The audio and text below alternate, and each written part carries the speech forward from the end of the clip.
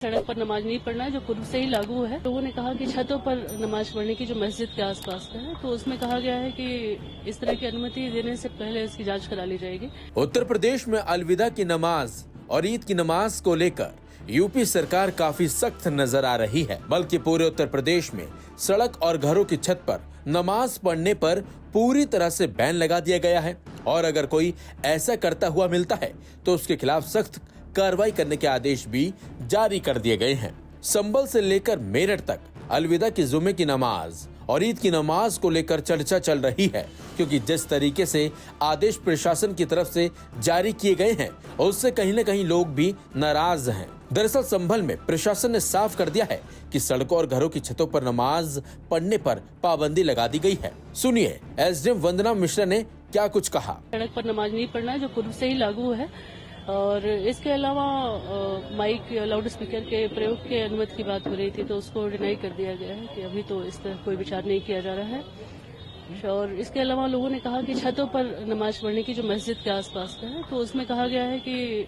इस तरह की अनुमति देने से पहले इसकी जांच करा ली जाएगी। अगर लगता है कि इसमें किसी भी तरह की कोई अनहोनी होने की संभावना है तो इस तरह की अनुमति हम नहीं दे पाएंगे। तो वहीं मेरठ एसपी सिटी आयुष विक्रम सिंह ने भी अलविदा की जुमे की नमाज और ईद की नमाज को लेकर चेतावनी जारी कर दी है। मेरठ एसपी सिटी आयुष विक्रम सिंह ने कहा कि सड़क पर नमाज अदा करने पर पुलिस प्रशासन का रवैया सख्त रहेगा। सड़क पर नमाज पढ़ने वालों पर सिर्फ मुकदमा ही दर्ज नहीं किया जाएगा, बल्कि उनके पासपोर्ट और लाइसेंस भी रद्द होंगे। एसपी सिटी आयुष विक्रम सिंह ने बताया कि सड़क पर नमाज अदा करने पर पिछली बार भी 200 लोगों पर मुकदमा दर्ज किया गया था। सार्वजनिक सड़कों पर धार्मिक समारोह से मुक्त रखने के लिए ड्रोन और वीडियो कैमरों सहित अतिरिक्त निगरानी का भी इस्तेमाल किया जाएगा। प्रशासन की इस सख्ती का विपक्ष विरोध भी कर रहा है, बल्कि अब तो सरकार के सहयोगी दलों ने भी इसकी आलोचना कर डाली है।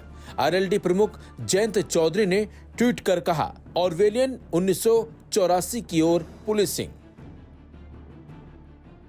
दरअसल जयंत चौधरी ने एक लाइन के ट्वीट से योगी सरकार की पुलिस व्यवस्था पर तगड़ा हमला किया है। जयंत चौधरी कह रहे हैं कि मौजूदा पुलिसिंग या शासन व्यवस्था वैसी ही हो गई है जैसे कि जॉर्ज ऑरवेल की उपन्यास 1984 में बताया गया है, जिसमें एक निरंकुश सरकार होती है जो लोगों के हर गतिविधि पर नजर रखती है और उनकी स्वतंत्रता को सीमित करने की कोशिश करती है। सच को दबाने वाली और आजादी का दमन करने वाली सरकार बताया गया है। इस तरह उन्होंने योगी सरकार को कटघरे में खड़ा कर दिया है। लेकिन जिस तरीके से बीजेपी के सहयोगी दल ने यूपी सरकार के इस फैसले के खिलाफ बयान दिया है, उससे कहीं न कहीं विपक्ष को भी सरकार को घेरने का मौका जरूर मिल गया है। हालांकि संभल के जो सांसद हैं उन्होंने भी सरकार के इस फैसले का विरोध किया है और उन्होंने कहा है कि इस तरीके से मुसलमानों की स्वतंत्रता को छीना जा रहा है। बने रहिए लाइव हिंदुस्तान के साथ।